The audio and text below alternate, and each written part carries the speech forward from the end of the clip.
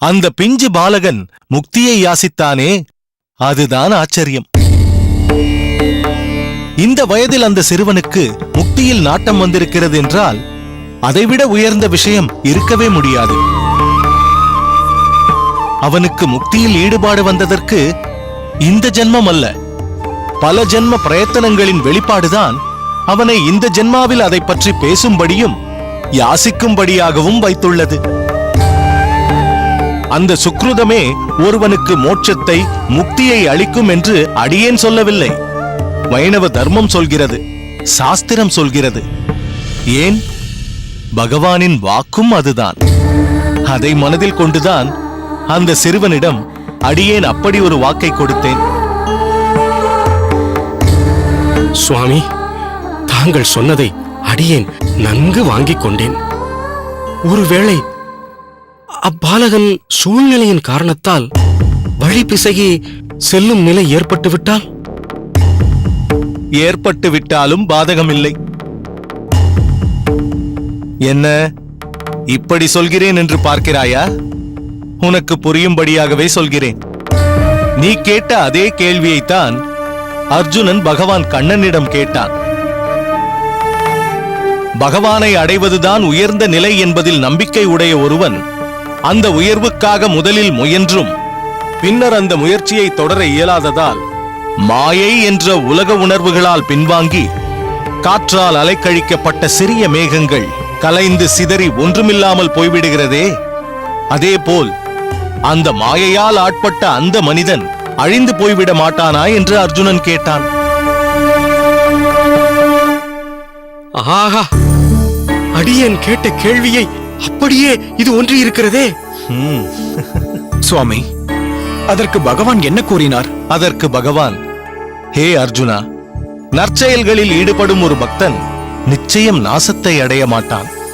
மாயையின் வசப்பட்டு தான் கொண்ட பக்தியில் தோல்வி அடைந்து அவனின் அந்த ஜென்மாவும் அத்தோடு முடிவடைந்து விட்டது என்றாலும் அவன் தான் செய்த பக்தியின் பலனால் மீண்டும் மானிடப் பிறவி பெற்று பூவுலகில் பெரும் செல்வந்தரின் குடும்பத்திலோ அல்லது ஒரு பக்தரின் இல்லத்திலோ அவன் பிறவி எடுக்கிறான்.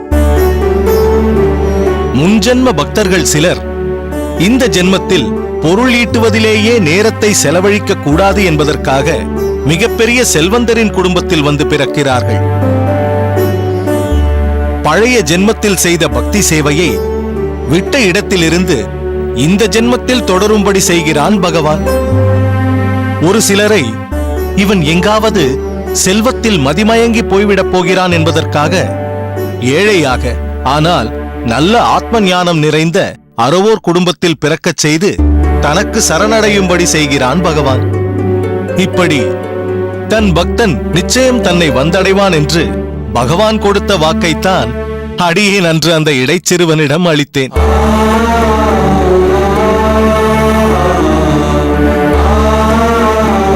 அன்று அந்த கீதாச்சாரியன் அருளிய வாக்கு இன்று நம் ஆச்சாரியரின் திருவாயால் அந்த இடையர்குல சிறுவனுக்கு அளிக்கப்பட்டுள்ளது. என்னே அந்த சிறுவனின் பாக்கியம். அந்த பாலகன் நற்காரியங்களை என்றும் சிந்தித்து செய்ய வேண்டும் என்றும் யாரிடம் எப்படி நடந்து கொள்ள வேண்டும் என்றும் அவனது தந்தை நல்ல முறையில் ஆக்கமும் ஊக்கமும் கொடுத்திருக்கிறார். அதை அப்பாலகன் நல்ல முறையில் பயன்படுத்திக் கொண்டும் இருக்கிறான். எனவே அந்த இடைச்சிறுவன் தான் விரும்பிய இலக்கை நிச்சயம் அடைவான், அதில் சந்தேகமே வேண்டாம்.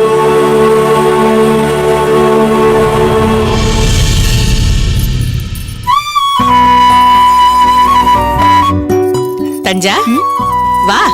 எதற்கு மாமி? வா சொல்கிறேன். அட, அதை வை. வா.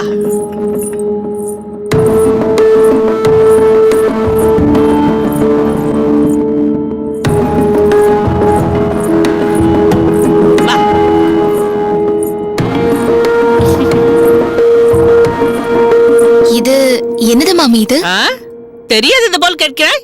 இது சொக்கட்டான். வா, சிறிது நேரம் விளையாடி கொண்டிருக்கலாம். இப்பொழுதுதான் அகத்தில் ஒருவரும் இல்லையே. இல்லை மாமி, அங்கு எல்லாவற்றையும் போட்டது போட்டபடி வந்திருக்கிறேன். வேலை நிறைய இருக்கிறது. வேலை வேலை வேலை, எப்பொழுது பார்த்தாலும் வேலைதானா? சிறிது நேரம் பொழுது போக்கலாம். வா. வேலை செய்வதே எனக்கு ஒரு பொழுதுபோக்குதான், அதனால்தான் அதை பிடித்து செய்கிறேன். இருந்தாலும் ஒரு மாறுதல் வேண்டாமா? உன் வயதில் நானும் இப்படித்தான் இருந்தேன். ஓயாமல் உழைப்பேன். என்ன பயன்? இப்பொழுது ஒண்டுவதற்கு கூட இடமில்லாமல் தவிக்கிறேன். ஆடு நனைந்ததற்கு ஓநாய் அழுத கதையாக எல்லோரும் முதலை கண்ணீர் விட்டதோடு சரி. என் நிலைமையை பார்த்து எல்லோருக்கும் சந்தோஷம்தான். ஏனென்றால் நான் துடுக்காக பேசுபவள். அதனால் அனுபவிக்கட்டும் என்று ஒரு அல்ப திருப்தி அவர்களுக்கு. சரி சரி, பழைய கதையெல்லாம் இப்பொழுது எதற்காக பேச வேண்டும்? உனக்கு சொக்கட்டான் விளையாட தெரியுமா தெரியாதா? பிடிக்குமா பிடிக்காதா? தெரியும், பிடிக்கும். இருந்தாலும் அதுதானே பார்த்தேன். சொக்கட்டான் விளையாட தெரியாதவர்கள் யாராவது இருக்க முடியுமா? வா, உட்கார், விளையாடலாம். உட்கார்.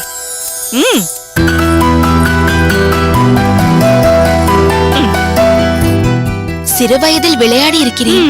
ஆனால் அப்பா கடிந்து கொள்வார். ஒரு வயதிற்கு பிறகு அம்மாவும் அதற்கு தடை விதித்து விட்டாள். அதன் பிறகு சொக்கட்டான் விளையாடுவதை நிறுத்திவிட்டேன். அவர்கள் எல்லோரும் அப்படித்தான். அப்பொழுது நிறுத்திவிட்டாய். அது கட்டாயத்தின் காரணமாக. ஆனால் உள்ளூர உனக்கு ஆசை உண்டுதானே? இப்பொழுது மீண்டும் துவங்கலாம். உன் சந்தோஷம்தான் என் சந்தோஷம். உன் அகத்துக்காரர், மாமனார், மாமியார் இவர்கள் எல்லோரும் இருக்கும் பொழுது விளையாட முடியாது, விளையாடவும் கூடாது. ஆனால் இப்பொழுது நாம் விளையாடலாம் அல்லவா? விளையாடலாமா? விளையாடலாம். என்ன மாமி, சொக்கட்டான் விளையாடுவதற்கு முன் பெருமாளை வேண்டிக் கொள்கிறீர்கள்? வேண்டுவது மட்டுமல்ல, நமக்கு என்ன எண்ணிக்கை வேண்டும் என்றும் அது அப்படியே விழ வேண்டும் என்றும் பாடலாக பிரார்த்தனையிலும் சொல்லலாம். அப்படியா? ஆமாம். முதலில் என்ன வேண்டும்? தாயம். பிறகு 12. இப்பொழுது அதை பாடலாக பாடி எவ்வளவு அழகாக போடுகிறேன் என்று பார்க்கிறாயா? எங்கே பாடுங்கள். ஊரார்கள் ஏசும் முன்னே ஒரு தாயம் விழுந்து காட்டு, நாலாறு காணாது நான் தோற்க இயலாது, 2 12 எங்கே என் கண்ணிரண்டு.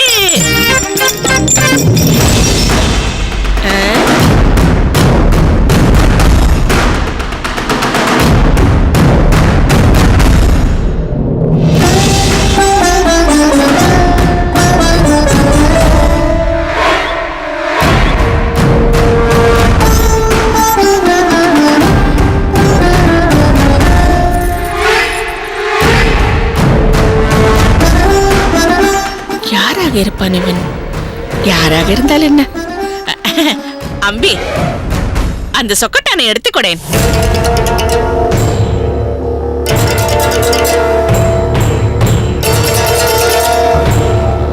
கொடு.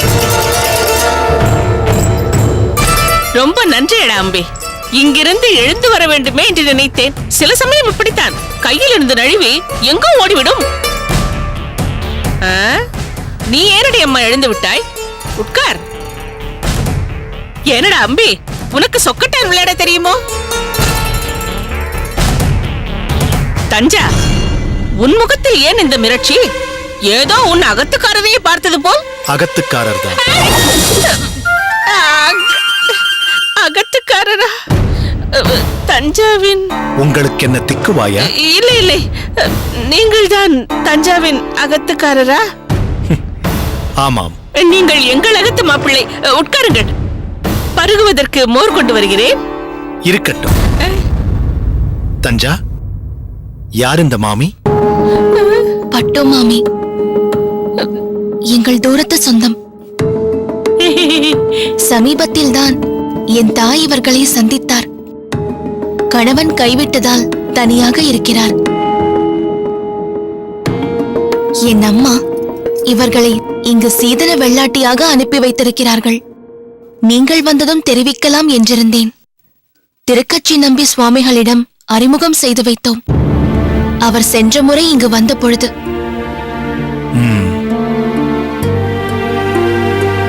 நமஸ்காரம். நமஸ்காரம். உங்களை சந்தித்ததில் மிக்க மகிழ்ச்சி. நீங்கள் வயதில் மூத்தவர்கள், சிறியவர்களுக்கு வழிகாட்டியாக விளங்க வேண்டும். அவர்கள் தவறு செய்தால் அவர்களை சரியான பாதைக்கு அழைத்துச் செல்ல வேண்டும். ஆனால் நீங்களே தவறு செய்தால்? தவறா? என்ன தவறு? ஓ, தாயக்கட்டு என் கையிலிருந்து நழுவியதை சொல்கிறீர்களா? இனி கவனமாக இருக்கிறேன். அடியேன் அதை சொல்லவில்லை.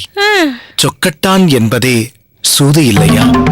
மகாபாரத போரே இதனால் துவங்கவில்லையா?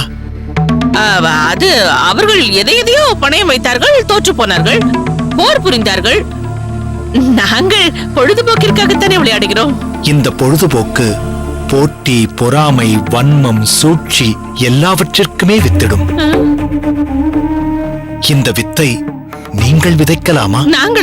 நாங்கள் அப்படி இல்லை. எது எப்படி இருந்தாலும் இது கிரகம், அதாவது பகவானின் நகம், இருப்பிடம். எங்கள் குடும்பத்துடன் உங்களுக்கு சேவை புரிவதற்கான இடம் இது என்று பகவானிடம் நாம் வேண்டிக் கொண்டு வாழும் இடம் இது. இது அவருடைய வாசஸ்தலம். நமது சுகபோகங்களுக்காகவும் பொழுதை கேளிக்கைகளில் கழிப்பதற்கான கூடாரம் அல்ல இது. எப்படி ஒரு மடத்தில், ஒரு ஆசிரமத்தில் சில கட்டுப்பாடுகள் இருக்கிறதோ அதே போல்தான் கிரகத்திலும் இருக்க வேண்டும். அதனால்தான் கிரகஸ்தாசிரமம் என்று சொல்கிறார்கள். கூச்சல் போட்டு பேசுவதோ, உரக்க சிரிப்பதோ, கேளிக்கைகளில் ஈடுபடுவதோ ஒரு தூய வைஷ்ணவனின் தர்மமாகாது. அது அபவாதம், அனாச்சாரம். அப்படி இருக்கும்போது இந்த அகத்தில் சொக்கட்டான் விளையாடலாமா? அப்படி தஞ்சா, இப்படிப்பட்ட விஷயம் அடியேனின் பெற்றோருக்கும் பிடிக்காது, அடியேனுக்கும் பிடிக்காது. இனி இந்த அகத்தில் இப்படிப்பட்ட பொழுதுபோக்கு தேவையில்லை. புரிந்ததா? எங்கே அப்பா அம்மா? அகத்தில் ஒருவரும் இல்லையா? அவர்கள் திருவிழாவிற்கு சென்றிருக்கிறார்கள். சரி, அடியேன் ஸ்நானம் செய்து விட்டு வருகிறேன்.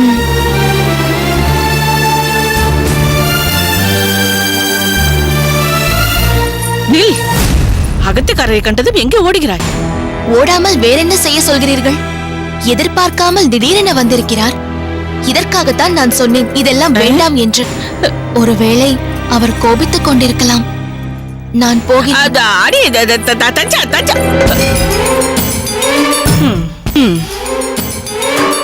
ராமானுஜனை பற்றி என்னவோ நினைத்தோம். ஆனால் அவன் சாமானியன் இல்லை. தஞ்சாவை தன் கட்டுப்பாட்டிற்குள் கட்டுப்பாட்டுடன் தான் வைத்திருக்கிறான். இப்பொழுதுதான் புரிகிறது கௌசல்யா எதற்காக என்னை இங்கே அமர்த்திருக்கிறாள் என்று.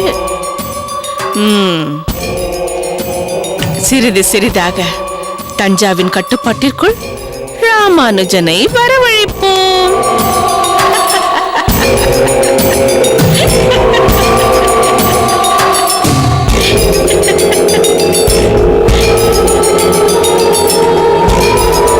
பாவியாது செய்தாய் என் நெஞ்சமே, பண்டு தொண்டு செய்தாரை மண்மிசை மேவி ஆட்கொண்டு போய் விசும்பு ஏற வைக்கும் விந்தை. கோவி நாயகன் கொண்டல் உந்து உயர் வேங்கட மலை கண்டு வானவர் ஆவியாய் இடுபார்க்கு அடிமை தொழில் பூண்டாயே என்பது திருமங்கை ஆழ்வாருடைய பாசுரம். இப்பாசுரம் திருமலையில் உறையும் திருவேங்கடமுடையானை குறித்து பாடப்பட்டிருக்கிறது இல்லையா சுவாமி? மிகவும் சரி. அடியார்களின் பெருமையை பேசுகிறது இப்பாசுரம். வேணுகோபாலா, இதன் பொருளை நீ எடுத்துரைக்கிறாயா? கூரத்து ஈசனே, அடியார்களின் பெருமையையும் அந்த பெருமாளின் பெருமையையும் இந்த நாவால் எடுத்துரைப்பது மிகவும் உகப்பான விஷயம்தான். இருப்பினும் தங்களின் திருவாயால் அப்பாசுர பொருளை செவிமடுப்பதையே மிகவும் பாக்கியமாக கருதுகிறேன். சரி, உன் விருப்பப்படியே ஆகட்டும். சரி, அனைவரும் கவனமாக கேளுங்கள். பாவியாது செய்தாய் என் நெஞ்சமே என்று தொடங்குகிறார் ஆழ்வார். அதாவது, பாவி நெஞ்சே என்ன செய்தாய் என்று பொருள் கொள்ளக்கூடாது. பாவித்தல் என்பது ஆராய்தல். ஏ நெஞ்சமே, அத்தை செய்யலாமா இத்தை செய்யலாமா என்று அலைப்பாயாமல் திடமாக நம்பிக்கை கொண்டு சற்றும் தடுமாற்றமோ குழப்பமோ கொள்ளாமல் கைங்கரியம் செய்தால் தொண்டு செய்யும் அடியார்களின் உய்வுக்காக அந்த எம்பெருமான் பூமியில் அவதரிக்கிறான். அவர்களை ஆட்கொண்டு பரமபதம் புகச் செய்கிறான். கோவி நாயகன் என்கிறார்.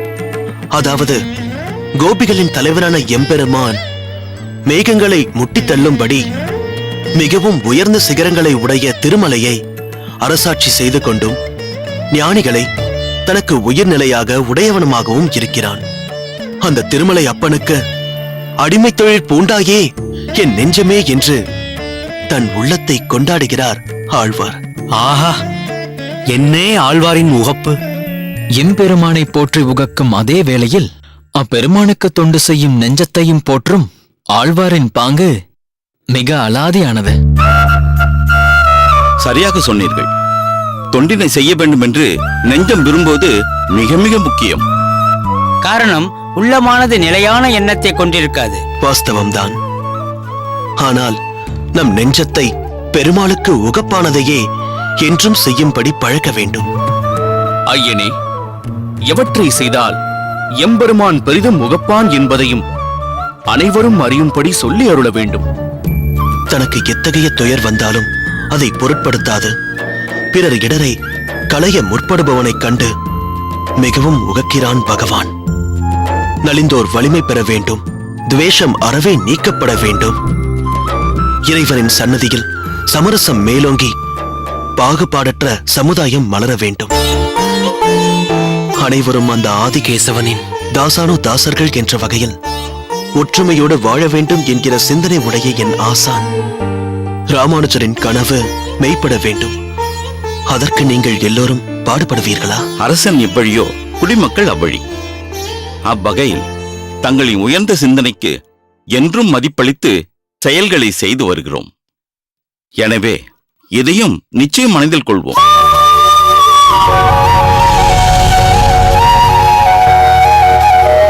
நீ உன் நிலை உணர்ந்து ஒழுங்காக நடந்து கொண்டால் இங்கு நிலைத்து நிற்கலாம். இல்லை என்றால் மீண்டும் கோவில் பிரசாதம்தான். அமைச்சர் மகனாக வரும் பாலா கடத்தலுக்கு உதவி செய்வது நையாண்டி. கொலைக்கார அமைச்சர் இளவரசு, போலீஸ் அதிகாரியாக வரும் ஜான் விஜய், அனைவரின் நடிப்பும் பொருத்தம்.